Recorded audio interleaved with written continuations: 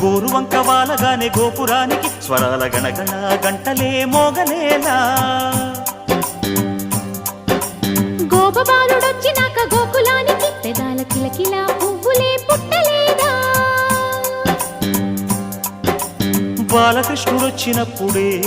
వయ్యారి నందనాలు నాట్యమాడగా వారసుణ్ణి చూసినప్పుడే వరాల వాంఛలన్నీ పల్లవించగా నందుడింట